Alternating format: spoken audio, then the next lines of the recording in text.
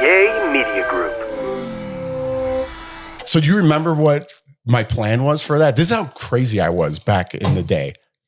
Not crazy, but I feel like maybe I do know, but I don't remember. But we have to be vague because we don't want to get anybody. Well, no. This is not crazy. This is not crazy. So maybe it's crazy, but not. Just listen.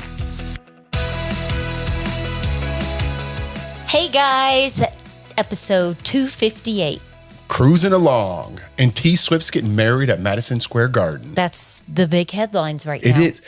I don't mean to talk about T Swift. I think people get fatigued when you talk about that. But I don't know why she's doing that. There's got to be some sort of hook, right? Like why you're doing that. If you're a celebrity of that caliber, why wouldn't you do like a private ceremony? Or maybe they already did a private ceremony. Because I heard like someone was talking about it at work, and they're like, Travis Kelce and his brother have a podcast and they never miss like a week. And I guess they took a week off. So there's speculation that they already got married. And then this is kind of like a reception or celebration. I'm just wondering why, when you're of that caliber, why wouldn't you just do like a friends and family thing? Why? There's got to be like, is she doing a concert? There's got to be some sort of entertainment factor. Maybe. I heard, I don't know, but they're building like a castle.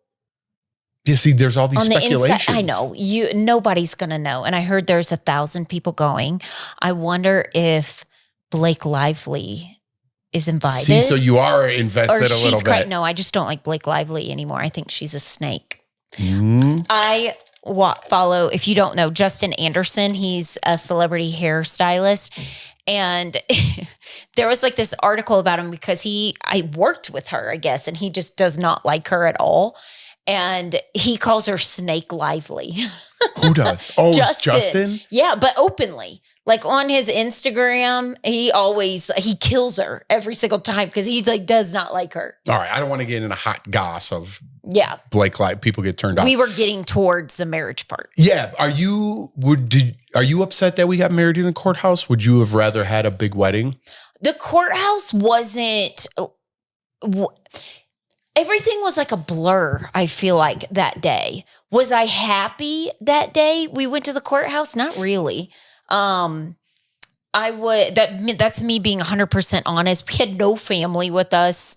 That I remember everybody just calling us and just being like, congratulations, it's a big day. And I was just like, thanks. I feel like we made the best of the situation. I was going to wear... I remember, I think like jeans and a tank top, and a girl I worked with was like, are you kidding me? You have to wear something white. And I was like, I don't care. It's the courthouse. And she goes, no, you're wearing my dress. And she gave me her BCBG dress. I think that's what it was called. Is that the clothing line? I think so. Right? It sounds familiar. And I was like, she was tall and thin. I was like, I don't even think I can fit into your dress. And two, I was starting to show with Lawson, and she was like, no, she had to go to the courthouse because they had a big wedding, and then they went to the courthouse and like got married. And so they had like their celebration, but I think it was just more like, whoa, I'm pregnant. I was still like in shock with that. Like what's going on? Because that's a big life-changing thing. And I think I had all these plans for something big, but now that I'm older, I was just speaking for how I felt then. Now that I'm almost 40 years old, I don't care. Like, I'm just like... So there's like no regrets? Like, man, I kind of wish I had a big wedding because I wish we would have did a honeymoon. We never even did we never even had a honeymoon. Or like we couldn't because that Zika virus. We couldn't do any, and you're pregnant. Yeah. Right? And it was just a weird time. So nothing at that time to me felt very exciting. You were a little bit of that. I think I was more excited about our 10-year anniversary going back. Not postpartum. I'm sorry. I'm thinking of something else. You were just, it was a weird time, but I was excited. I mean, I was. I know you were. At first, when I was in the bathroom and I showed you were not excited at first. You were like, what? And I was shock. It was a shock. You and I walk to the CVS by our apartment and you're like, let's get a couple more of these. And I go, let's do it. And I think we grabbed like a handful of them and I bought more and I kept peeing on this stick. And I was like, okay, it's positive. That one's positive. I do remember sitting there and I was like, you look. And you're like, no, you look. Yeah. Remember? And it was just sitting like on the TV, like stand. And I was like, this is positive. real. Yeah, I was like, this is real. It is a shock because we weren't expecting it. But I don't know how we got into that just because of a big wedding thing. But it was a beautiful day. We've told the story. We went to the Beverly Hills hotel with some friends. Melissa, who we're working with now, which I didn't even put together until I was thinking about it. My old boss from CBS, his wife is working with us on the YouTube page. And then I've been talking to Mike a lot more these days. You know, we just talk about the business. And then, you know, a bunch of our friends were there and, the TV went off, the player. It's okay. And then our friends took us out to Mastro's on the beach, you know, in Malibu. It was a great day. I mean, they came to the courthouse, you know, to see us get married, which was very nice. We had the best friends out there, like such a good support system. So that was very and great people, which made it so awesome. It really did. I think, and they really like loved on us and like celebrated the whole thing. And I just think I just couldn't get my head wrapped around it at first, because at that time I was like at the salon, I was so focused on, okay, I'm going to learn everything I need to know here at this salon. And then I'm going to go off and do my own thing. And we're planning a wedding, and you were so set on trying to find a job as a host, and knowing me, I want everything okay, this is how I am, and this is how my life has been. I've wanted everything in my life. Like, I don't like surprises, and I don't like these curveballs thrown at me and storms. And I have done nothing traditional in my life. I've tried to do things traditionally, and nothing in my life has been traditional at all. And everything has been a curveball, a storm. But that's life. That's how life is. And I kind of get a little crazy when I feel like things get a little rattled, because I don't like when that happens. Yeah. But then again, now I can't picture us without Lawson, you know, and then after we had Lawson, then we moved here, and then we started a whole new life here in Denver. And Denver has been nothing but amazing. No, I love it. I love it. It's just, things tend to work out. But I think back then, my attitude, right, you know, I was working with CBS a little bit, but I had faith. You know, I was like, don't worry. You know, I was used to the rejection, I think. No, but remember, you didn't tell me, because this was when I had the postpartum. And I was very depressed. This was when Lawson was a baby, and I was just like, I was fighting my own demons.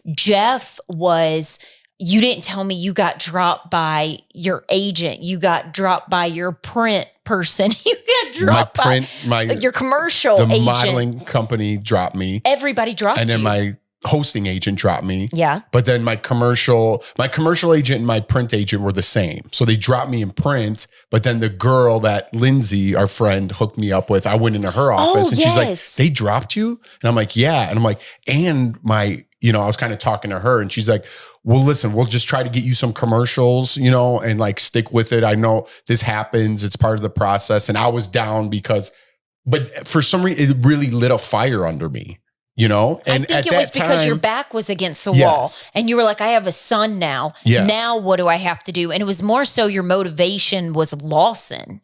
And when DBL came, you didn't even make it that round. You got cut. And then I found a new agent for hosting, and that was the first or second job he set me on.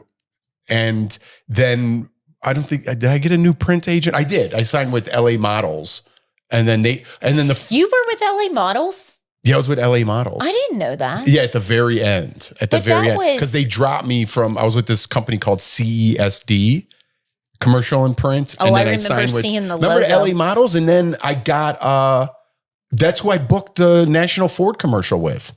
You did? Yeah, that was the first audition they sent me on. And I went and I booked that Ford commercial. So I got a national commercial, which was a nice payday back then. And then I think the second job I went out on, so that was a cushion. And the second job I went out on with the new agency for hosting was Daily Blast Live. And then I booked that. So just when I thought everything, like, you know, you're down and out, but I did have motivation, which was, you know, our son being born. But back then I was used to the rejection. You were rejected a lot.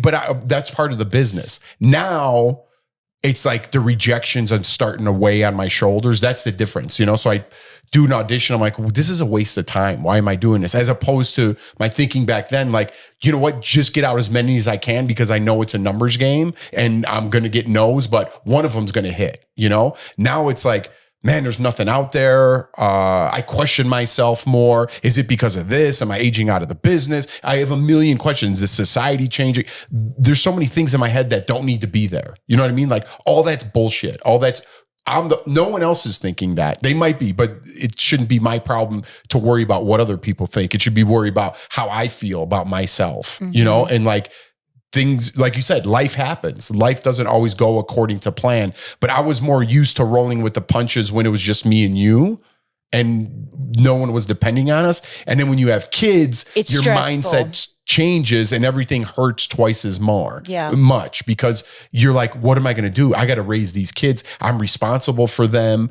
Am I a good dad? Am I a good husband? Everything comes into question, you know? And you have more responsibilities. We got to pay this mortgage. We have to pay for their school. How are we going to pay for college? Well, at that time, we were in that little apartment. Yeah. And I was like, dude, I don't care if this thing burns down. We'll find another one, whatever. Right. But then if anybody is hesitant or is like, oh, I'm thinking about moving to Colorado, do it. You will not regret it. One thing I noticed, this was the first thing I noticed when I came here.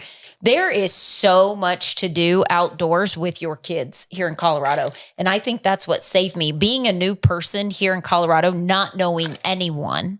And what helped me was living in an apartment complex because then I met other people and like the apartment that we lived in, we called it Melrose Place. It was like dorm living.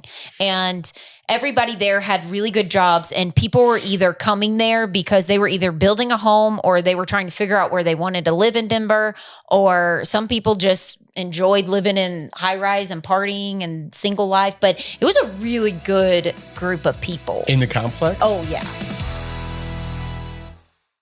Well, with the chaos of summer, vacationing, the kids are home, things are a little chaotic. Yes, summer always tends to get a little chaotic, and then you can't wait for your kids to go back to school and fall to start. That's right. But the one thing that stays consistent is our daily dose of AG1. Exactly. We both have been so consistent with our AG1. For me, it's going on 2 years now. We're always trying to get our friends and family on the AG1 train. I truly believe in this product. I can totally tell a difference with my energy, gut health. That is one of the main reasons why I take this is it's good for your gut health. I take it every single morning, 4 ounces of water, 1 scoop, shake, and you're good to go. Yeah. And what I love about AG1 is that they're constantly trying to make their formula better.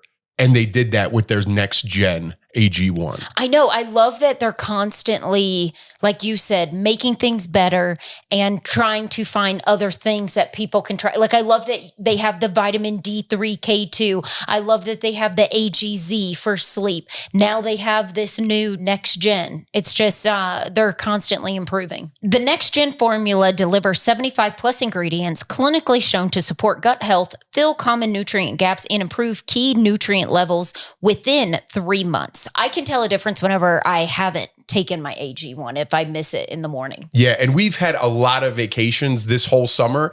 And the one thing we pack consistently is our AG1. No matter where we are in the world, we're drinking AG1 in the morning. Visit drinkag1.com/togetherness to get a free AG1 travel case with 7 free AG1 travel packs in your welcome kit with your first AG1 subscription. Order while supplies last. That's drinkag1.com/togetherness. That's drinkag1.com/togetherness. And you definitely want those travel packs. Yeah, they were fun. It was a great start, and everybody was so nice. See, that's what like. Positive. I know, but that's the highest you've talked about that place. So every time we talk about it, you always say, I hated that time. I loved that time. No, I'm talking about the Denver place. I didn't like the LA apartment. I was surprised. I thought you were talking about the LA place. Oh, no, I'm talking about when we moved here in a new state. Oh, yeah, that was great too. New state, not knowing anybody. It's Remember Larry upstairs? Who? Larry? Was his name Larry? Oh, this is California. California. Larry. You guys, this guy, I he wonder was what a happened to Larry. surfer. And I remember Larry because of Three's Company. He had Larry that lived, I think Larry lived downstairs and the Ropers live upstairs on Three's Company. Do you know what I'm talking about? I mean, I don't know if I've ever watched an episode. You never saw Three's Company? I mean, I've seen it, but I don't know if I've ever like watched it. Can you finish this? Come and knock on our door. We've been waiting for you. Yeah, so you have watched it. But anyways, that's how I remember his name. Well, I remember coming home. This was at our LA apartment. Oh, I know exactly what you're And saying. he got a like a blow up pool, and we were on the busiest street.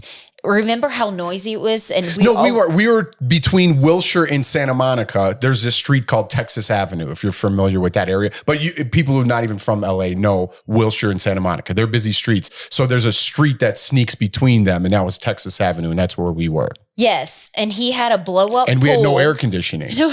And he was just sitting in the blow-up pool, and people are just walking drinking by. beers? Yeah, like ignoring him, like there's not a person with a blow-up pool just sitting in the corner. Because it was so hot. Yeah. And he's like, and I came home from like work. He's like, you want a beer? And I was like, sure. Yeah, and they were the watch. They were the neighborhood watch. Him and his girlfriend knew exactly what was going on in the neighborhood. They knew if there were people fighting in the apartment. Me and you never knew anything. And they would always inform us of like what was going on. They were really cool. And he always surfed every day and would come back. Yeah, I wonder whatever happened with them. What happened to Big Lair? I got to text Roberto. Roberto. Yeah. Yeah. But anyway, so I don't know how we're like going down memory lane here. Yeah. We're kind of just like all over the place with that. I was talking about Colorado, meaning it was great for families. Yeah. Because when you moved in, we met our friend. It's so, I guess I met people everywhere, but then when you have kids, that's kind of what you gravitate to is people with kids of the similar age. Because it would be your work people, but a lot of your work people, except for Sam, had a kid. Mm-hmm. And so I gravitated towards Sam. Right. And because nobody else understood me at all. And I didn't connect. They were all very cool, very nice, but I knew it wasn't. They have different lifestyles. They're going out on weekend trips. Oh, yeah. And nobody wants to be hanging out with someone who has a 2-year-old. Exactly. You know, so you kind of find people are in the same situation. I think that's life in general. But I feel like that can make or break where you're at or like what your perspective of where you move to. So like Colorado, if we had a bad start, it probably already would have been like, oh, well, I hate this place. You know, everybody's a transplant here. There's not that many people that are from here. Well, now that we're in the burbs, but when we lived down in the city, everybody was from somewhere else. Yeah. Yeah. But I've met a lot of people out here that are from the burbs. Colorado. Yeah. That have, once you start a family, then you come out here. And everybody made fun of us because they say where we live, it's all swingers.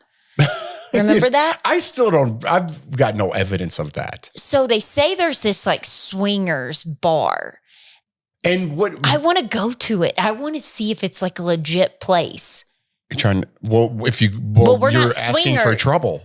Oh, I know, but I want to be like undercover. I want to have like a camera on me and I want to have a few drinks and then I want to go in and pretend like I'm going to swing, but I want to like have it all on video and be like, you guys, this place is real. This is legit. It's not just a rumor I heard about. Yeah, I want to go. And like, show who? What would be the purpose of that? Oh, me and like other moms, like when we drink, we always talk about it because everybody's curious. They're like, do you think if that's what you're into, do whatever you want. I mean, why would you go? Why would you go ask for trouble? Don't you think that's trouble waiting to happen? Oh no, you'd be with me. No, I don't want to. I don't want to be in that situation. You don't want to be an investigator? I got too much shit happening. I don't need to go infiltrate a swingers party. Oh, what do you think they do? What do you think the end game of that? I don't want to be a part of it. I just want to see if it's real. But I got no evidence of that. And then they say, like, if you put, what was some of the rumors? If you put white rocks outside your house, and then a pineapple. A pineapple. It was white rocks too. I heard if you leave white rocks on your house or something, that means you're a swinger. I did see somebody. And then if you have a pineapple, get out of here. Who makes this shit up? I did tell Jeff, I saw somebody new had moved in, and I saw there was like wasn't it like a pineapple? And I called you and I go, oh, I think they might be swingers. Just joking. I'm not being for real, but it was funny. I was like, maybe they just like pineapples. Pineapples are like $1 at Costco. I'm going to go get a couple and put them on our neighbors' doors. I think sometimes when we're on vacation, people think we're swingers because you just like want to make friends on vacation, and you like want to hang out and you start talking to everybody. And I'm like very quiet, more quiet. And you're just like, yeah, what's going on? Like, come, yeah, we're going to dinner at like 7. You can meet us or whatever, like when we're on the cruise. But I guess on the cruise, that's what you do is you meet people like that. And I mean, you met a buddy you still talk to now. But in my head, I'm like, do they think like we're like that? No, you're overthink. I do the same thing, but not in that scenario. I don't think because I make friends on a cruise ship that we're going to go bang each other. I just am making friends. Oh yeah. But now it's like the assumptions that people have, everyone's like, don't, especially now, the whole message is don't judge a book by its cover or whatever it is, color, race, Everybody's religion. always judging. That's all anybody does is judge everybody. You know what I mean? They see me and they're like, oh, that guy's a Trumper and you were in a fraternity. And I'm like, what are you talking about? I was never in a fraternity. What do you mean what are you talking about? Just by like the way I look. Would you ever do a fraternity? No, I think they're stupid. I know a lot of people love them and they have fraternity like brothers and sisters. You love friends. I don't need to drink a gallon of milk with my ass out to make friends. That's or shave someone's eye. The things that they do in a fraternity, I don't need to do that shit to make friends. And I know that I'm stereotyping fraternities, but they do all sorts of weird naked shit and you have to drink a gallon of milk and all this. I'm like, why do I need to do that to be part of this club? You guys get away from me. I'll make friends somewhere else. I make friends anywhere I go. Yeah. I don't need to do weird shit to be part of a group. Do you know what I mean? Yeah. And I know people, if you're listening, you're like, that's not our fraternity. And then one of my buddies was in a fraternity and they were a bunch of nerds. And I was like, you had a fraternity at your college? No, we didn't. At my college, there was black fraternities. And they would always do like dances and stuff. They were fun. Yeah, this guy. That reminds me of Road Trip, that movie. This dude, Sam Shue, I played football with. He was in a fraternity. But there was it was a smaller school. So there was no like fraternities. But yeah, at like bigger colleges, they're fraternities. But I guess it's a lot of fun. You know, my niece is in a sorority and so I guess she seems like she loves her. Yeah, people sorority. love it. And it is a good way to meet people. Yeah, but I was on the football team. So it's like, those were my friends, you know, and I know if you're going away for the first time, it's a great way to meet people, but the whole idea of it wasn't for me. And I didn't go to a big college and I had my football, like my teammates as friends, you know? Kind of, just from what I've seen on Instagram, I'm very invested in the sororities because it's sororities. What am I saying? You're saying sorority. It's sorority. Sorority. You've said that your whole life. Yes. Well, I like how I say it better. Y'all know what I mean. I love watching their videos when they dance. And I'm like, how do y'all all know how to dance? Like, you're so good. And then how they all dress and then they all look like mini rich moms that are 20 years old carrying all this designer stuff and Louis and like your in the mom. Sororities? Yeah, like Alabama. I think like your mom. Like a big school. Oh yeah, I love those. Like that needs to be a reality show. Why has that not come out? Maybe I need to like go to somebody and start pitching reality shows. I'm like very invested in these sorority girls. It's just. See, I was more interested in the black fraternities because they had like cool dances and stuff. Oh, I bet they did. They did. Well, they had all sorts of like cool dances. Don't you remember? I said it earlier. You didn't hear me. Road Trip. Oh yeah, Road Trip. When they go to that's fraternity. Right. And remember the little skinny nerdy guy? He likes the girl. I think her name was Veronica, and she had the big cheetah panties. Yeah, and he saved them. That movie's hilarious. Oh my God. That's so funny. Don't they have to do a dance? Well, they did the dance, like the Black Fraternity dance or whatever. And then he went up there and did like the Irish, remember he did like some sort of tap dancing or Irish dancing. Wasn't Sean William Scott? Yeah, he was in there. See, those were like in like 1998, because I remember all of these. I feel like it was the best movies, like Road Trip. Tom Green was in there all weird. Oh yeah, Tom Green. What happened to him? He lives up in Canada now. So my boss, Bert, my old boss at DBL, is like friends with Tom. He is? Yeah. Yeah. So he like talks to him and stuff. Remember he had his own show on He MTV? came on our show on DBL. Tom a couple Green times. did? Yeah. He was on a couple times. Is that just like a act? Like how he... Yeah, he's a weird guy, but I've heard him on other podcasts and stuff before, and he lives up in Canada now, I think, kind of lives on a farm. He loves animals and his dog. He still does stand up, so he comes through here, but he brings his dog everywhere. And a lot, yeah, it's like a shtick. You know, Bert was kind of describing it kind of like Andy Kaufman, because he worked with Andy Kaufman when he first got his start. Yeah. And everything Andy Kaufman did, I love. Did I make Bert talk about that when he was on? So. I love when he tells those Andy Kaufman stories, because that guy, he was out there, but he did everything. Like he didn't care what the reaction was. He just wanted a reaction.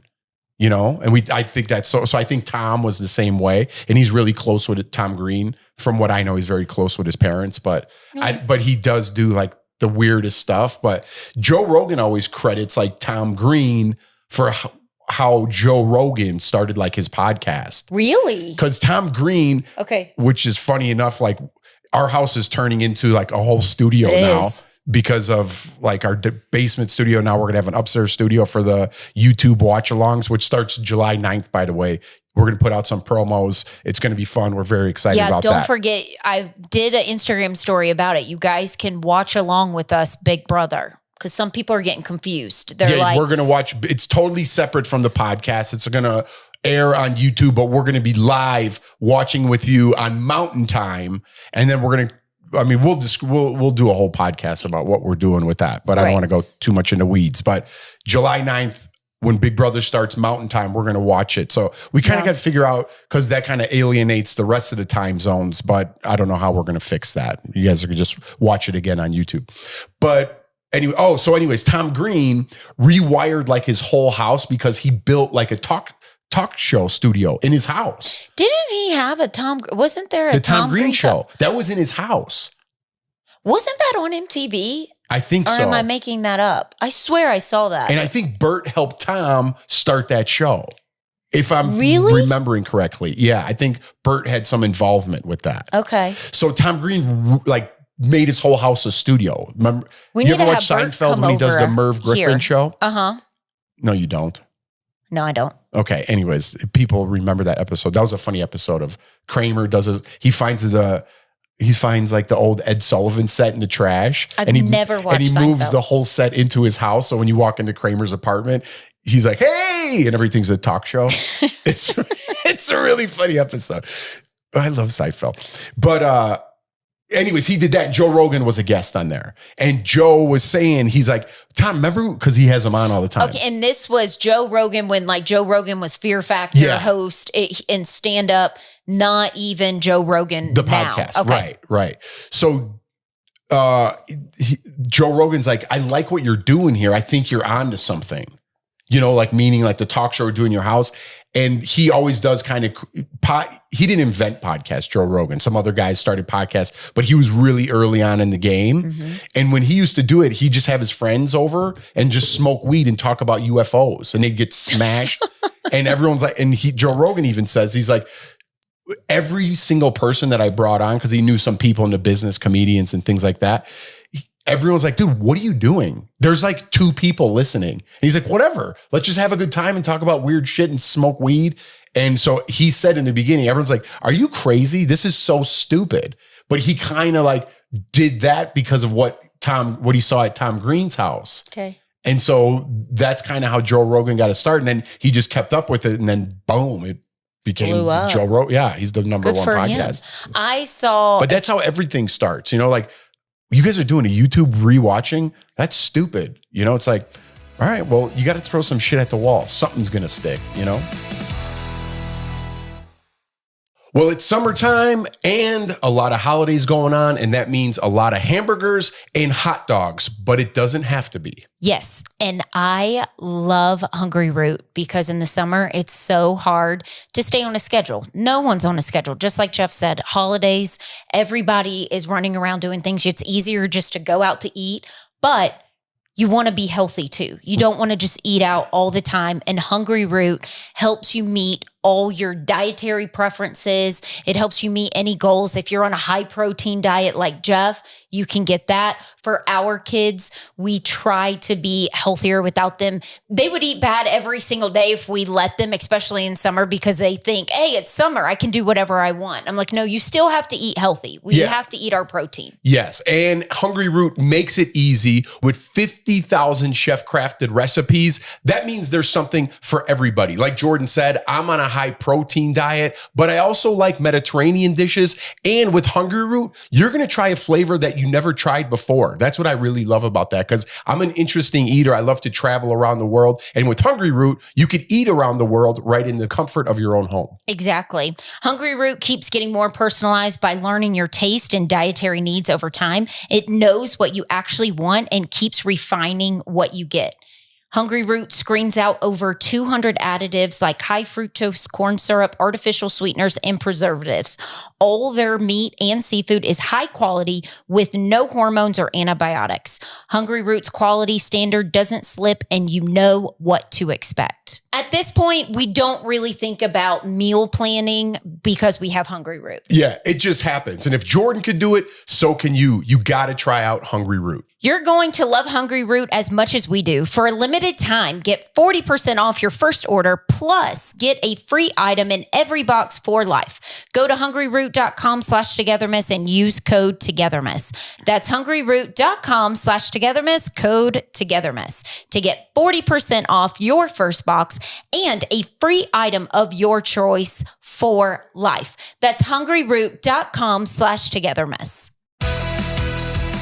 I saw a little clip. Taylor Sheridan was on Howard Stern, and he was talking about Sons of Anarchy. I didn't even know he was on Sons of Anarchy, and how they didn't see his worth. And he's like, why am I not getting paid what these other guys are getting paid?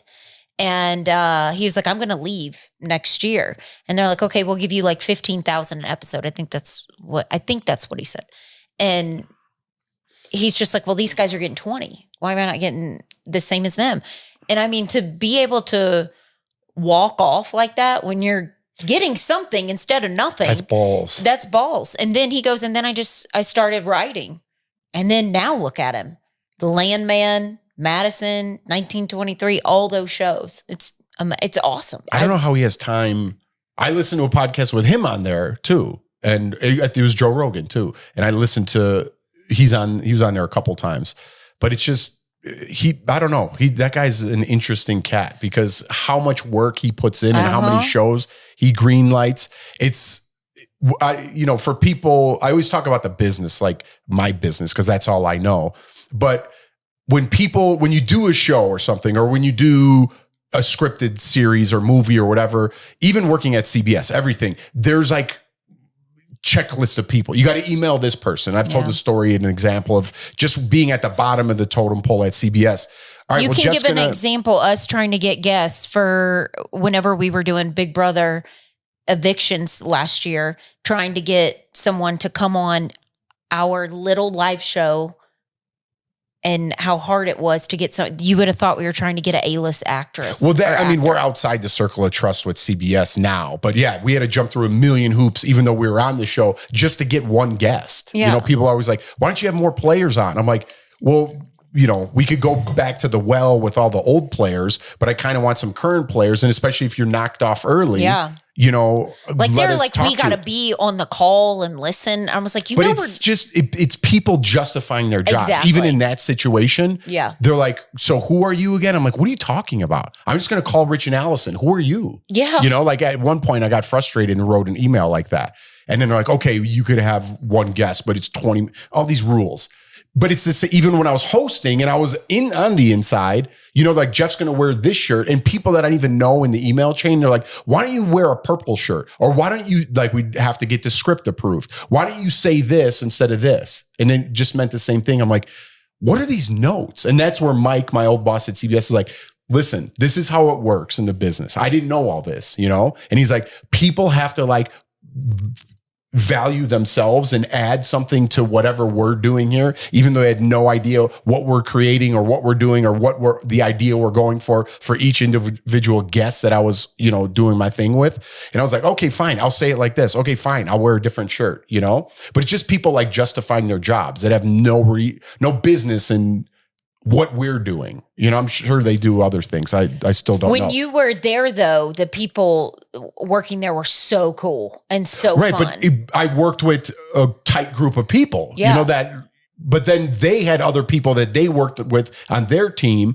And I'm like, who's Frank? I don't even know who this guy is. I'm like, what do you mean wear a different shirt, Frank? Who is this guy? And I go in like other people's office. I'm like, who's Frank? And they're like, oh, that's the guy over there. I'm like, what is he telling me to wear a different shirt for? Not that I cared about the shirt. I'm just like, why is he chiming in? And then as, I progressed through the business, I've noticed more things like that, so even any show you're on, someone's got to chime in to justify their position. Anyways, the whole point of that long-winded story was Taylor Sheridan now, and that's how it works for every show. Like you put in a show, if you're writing a show for CBS, someone's got to go in and be like, you can't say this, or you got to put this person in, or this person's got to be this, they now, especially, there's too many cooks in the kitchen, so to speak. Taylor Sheridan writes a script and he hands it in. He goes, this is what we're shooting. All right, see you later. That's and awesome. No corrections. They don't give him one correction. They don't give him because one everybody, they're making money off of him because they know all the people are going to tune in. But it's funny because so many people, like especially, I'm nobody in this business, but actors that aren't, they know about the notes. They know about this. They know about that, especially the directors. Taylor Sheridan's like, here's my script. This is what we're doing. We'll see you later. Don't you think he's like, that's got to feel so good. That's got to feel so good. Stick it to him. All the people that didn't believe in him and know his worth and now look at him. I love when people win. I love when people do something the opposite and people don't believe in them and then they get it. It's like, I love that. Well, he told his story too. I don't mean to just keep snagging segments from Joe Rogan, but he told his story recently about this guy that I forgot. I think he met him at the gym, right? So he met him at the gym, and this guy would see him all the time, Taylor, and whatever. He became like a personal trainer in Hollywood. So Taylor Sheridan would see him at the gym. This was, I think, even before Taylor got big. Yeah. And then Taylor got big, and this guy was having personal trainers and blew up his like clientele, and he was an ex-con. So this guy like went into jail for some stuff. And long story short, COVID happened and the guy lost all of his clients. You know what I mean? Because you couldn't go to the gym. So he called Taylor and they would talk once in a while. And he's like, hey, Taylor, you got anything for me? No. And he's like, let me see what I could do, blah, blah, blah. And then eventually this guy got into tough times and he's like, listen, I got nothing. I got nothing. All my money's spent. I just need a hand. Do you mind if I work like a PA on your show or something like that?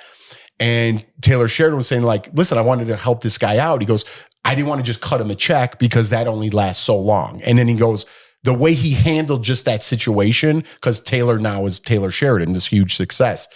And he goes, I don't feel comfortable giving you a handout. Let me think about something and let's do something together. I don't want to just give you a job for 6 months or on this show. It doesn't pay anything and it's not going to become anything. So what he did for this guy was he wrote a book, like the do's and don'ts of what you do if you're in prison. And so he wrote it with the guy, and him and Taylor Sheridan wrote it together. And that's Taylor Sheridan's new book that he has out. Oh, really? How to survive prison, like the do's and don'ts. So he wrote that book just to help his friend out instead of just give him a handout. And what a great way to use your talent to help somebody, So I thought that was a really cool story. That is a cool story. I love it. Way to follow up with some comments. No, I love that. And that he's helping him. I mean, Taylor Sheridan probably gets so many people now reaching out to him because there's no work. So he's probably right? like, everybody's got, let me do it this way. Let me write a book and we'll do it this way. Let's help each other. Yeah. And then instead of, he's probably like, listen, you didn't care about me before. Right. But he was friends with this guy way before, yeah, and was chatty with them. So when you become, I could just imagine, but I would imagine that level of success, everybody's got to have their hands out, and what does that do? And how long does that last? But I think all the struggles Taylor Sheridan had, he's probably so grateful and humble and a totally different person if he would have just got what he wanted on Sons of Anarchy or whatever other jobs he did. He had a struggle to get where he's at now, and it's made him who he is. Yeah, I love success stories like that. And I love when people struggle. I love the Danny DeVitos of the world. There's a million stories. Don't you remember he's a douchebag now. I don't like him. I didn't even really know him, but remember you? Not Danny DeVito. No, there's a thing about Danny DeVito. I went on like hundreds of auditions before he finally booked his first job, Yeah. But anyway, I like stories like that. This is when after we had Lawson, and there was somebody, I guess, at .com that I don't know if he loved you that much. And then, oh, I know what you're saying. Oh yeah, I totally know who you're talking about. Douchebag. And I'm like, I wonder what that guy's doing now. But remember, he was like, so we're given this talking about you. Yeah. Because it might have been you doing Big Brother after show again, or they were pitching you for something else because they kept using you at that time to almost like making you believe that you were going to be the host of like the internet, like .com, like doing Survivor. And that was before shows. The internet was the internet. This was before it was like cool now, like everything. Yeah, y'all so were they're ahead. like, we want you to host everything on CBS.com. Yes. So I was even in my head thinking, hey, I could be like that guy. And I can make a living off of this. Right. And you enjoyed it because even though it it wasn't on television, it was all on their website and you were getting to interview and meet like all these Survivor people and you were loving it. And that one guy was like, said no about you. And this was after we had Lawson. And he goes, what? So we're giving people jobs because they have kids now? Yeah. I was like, comment. I hope I run it. I would love to be drunk and run into that guy. I remember that. So do you remember what my plan was for that? This is how crazy I was back in the day. Not crazy, but I feel like maybe I do know, but I don't remember. But we have to be vague because we don't want to get anybody. Well, no. This is not crazy. This is not crazy. So maybe it's crazy, but not. Just listen. So this guy, there's always somebody, right? There's always one guy. He wasn't a fan of me, so he didn't believe in me. But unfortunately, he did make the final decisions and a lot of the stuff. And you didn't get it, but then. And I didn't get it, but I was still up for it. And I remember talking to my buddy Scotty, and we were out drinking one night. And I go, you know what I'm going to do? I'm like, this guy doesn't know me. I'm like, I only had a couple words with this guy. I don't want to go in his office and like beg for like a job. I go, I'm going to find out where his favorite bar is because I think he went out and drank here and there. And I'm like, and me and you are going to drive to the valley and pretend to run into him. Like I had this whole plan. I'm not. Oh yeah. So maybe I wasn't crazy. Maybe I was just drunk. But I was sticking with it. I'm like, Scotty, we're going to wait till a Friday till he gets off of work and hopefully he pops in for a happy hour. And when he comes in, I'm going to be like, dude, what's going on? You come here too? Like we were just in the valley shooting something. Do you want to play some darts? Do you want to get some chicken wings? And kind of like just befriend him and show him like I'm a good guy and I'm going to have fun with him. Cause I'm a very like, I could sway somebody one way or another, but just show him that I'm a normal guy and there's no reason not to like me. So we had this whole story planned out of like going to the valley or whatever. And Scotty, I could totally see Scotty being like, I'm in. Scotty was in. I'm like, dude, we're going to go every Friday till he comes. And we had this whole thing planned out. And then I found out I didn't get the job. And I was like, you still want to do that thing where we meet that guy? And Scotty's like, fuck that guy. We had a plan here. But that was my way. So now I'm more like, fuck that guy attitude. But I need to go back to like find ways, good stories of like oh man, this just happened naturally, but really I planned that whole thing. Like, don't you think that was a good idea? Because I would have been like, hey, let me buy you a drink. And then kind of chat him up a little bit. Oh, we had something planned with our friends here after you lost your job with Daily Blast Live. There were like 6 of us involved, and like me and Lisa were going to be at the bar, and you and Justin. It was the same plan. It was the same plan. With another higher up at somewhere. And, right? No. What? No, not at 9. Which one was that? Over here. Can I say it? Oh, no, I know what you're saying. Yeah. Yeah. Oh, yeah. We're going to do the same thing. Yeah. I know exactly what you're saying. We're going to do the same thing. And so we were like, okay, we're going to find this guy basically and stalk him in Denver. That's because of the plan that I had for the other guy. But we had it all. And Lisa's husband, Justin's hilarious. And he's like a sales guy too. So he was going to, y'all two were going to be at the bar, and me and Lisa were going to. Yes, I know exactly what you're talking about. We had a whole scenario planned out of what we were going to do and like try to get Jeff this job with this guy. Oh man, I need to go back to being more creative other than just bitter. I need to start winning people over, you know? Well, I think you, not to bring everything back up again, you had the 2 biggest blows. Yeah. Like anything happened, like your mom was your person and everybody loves their mom. And that was such a surprise and something that was not expected. And that took you a while to process and still process. And then losing your favorite, I mean, it was just like, so it's okay to be bitter. Yeah, but that only... It only goes like, so far, but it's okay. You just can't take it with you for 10 years down the road and still being bitter. And you're coming out of it now. But I didn't expect you to be. And I think too, because I was telling Jeff, when we started this podcast, it was a lot more laughing and being goofy and a lot of things. And you all have been along the ride with us. And it's been ups and downs. Like you've cried with us. You've been with us through things we've celebrated, good things, us talking about me making your clothes smell because you make me do the laundry too much, things like that. But then premeditated mold. Premeditated. That was a good one. But then, things happen and life happens, and life sometimes, what we went through last year together, things on this podcast weren't as funny, and things going on in the world, nothing was funny, and everything felt down.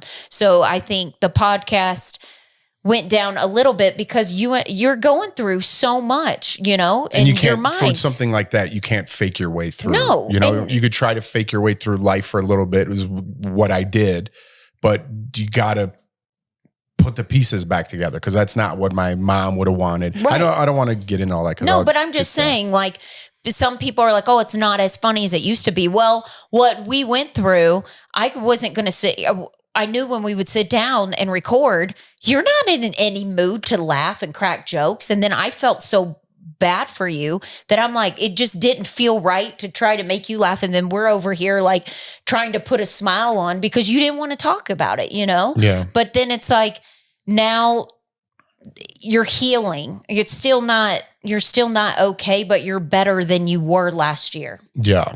Yeah. So all right. That's all I'm going to say. I didn't mean to end it on a sad note. No. It's not a sad note. It's a good note. What was I going to say? I was going to say something. And then we were talking about being bitter. No. You were like, I don't need to be bitter anymore. I need to go out there. Jeff no, I had there's I don't know, but I'm the only one carrying around all these bricks. You know what I mean? What do you mean? I carry around bricks. I know, but people look at life and they're like, don't you see me carrying all these bricks? Nobody cares. Yeah. Nobody cares. You know what I mean? And then we all got bricks. Everybody does. And that's everybody on social media. This is why, that's why. Nobody likes hearing that. Now when I see people telling me about their bricks, I'm like, I don't give a fuck, because you don't care about mine. So why do I need to care about yours? Yeah. What makes you so special? So in the end, nobody fucking cares. Okay, that's a great way to end. Okay, I guess that's where we're gonna See, I end got to it. change my attitude. I could slip back. It's a slippery slope. Don't This thing forget called life. July 9th. Mark it down. Even if you don't watch Big Brother anymore, come join us. Everything's still on YouTube. And a lot of people wanted to know if podcast episodes were still going to be on our YouTube. Yes, everything's going to be on YouTube. It's just going to be more organized. Jeff, read your And quote. we're doing a live show. I said that. You did. Okay. I said that. Well, I didn't say it here. I said it on my Instagram, and some people don't follow me on Instagram. We are doing the eviction live show. Jeff and I did that small little show on Thursdays. We will be doing that 3 days a week. You guys can join us while we're watching Big Brother. And then on Thursdays, we are going to do the live show. A lot of work, a lot of content coming out, but you guys requested that. And, there's no subscription, so you don't have to pay for that. I know a lot of people were. We got it. Hang on. Eventually, we will do something for the people that want something like a membership or something, but right now the timing's not there. So right now we're just going to do what we're doing. Okay, read the quote, Jeff. We're doing a membership? When did we talk about that? Down the road we would be. Let's get this season out of the way first. Yeah, no, I mean, I'm talking like down the road. It's just not timing. Like the economy's bad, everything's bad. Everybody's asking for money. I was just not right timing. Didn't want to go in there, but read the quote so we can get out of here. That's why I was trying to stop you. What do you mean member? What are you talking about? We're doing this for free. And if you can't watch the YouTube live on Thursdays, it's going to be on the podcast so you could listen to it whenever you want. And later down the road, we might build a building for children. You're so annoying. All right. Does the sun ask? Oh, this is pretty good. Does the sun ask itself, am I good? Am I worthwhile? Is there enough of me? No, it burns and it shines. Does the sun ask itself, what does the moon think of me?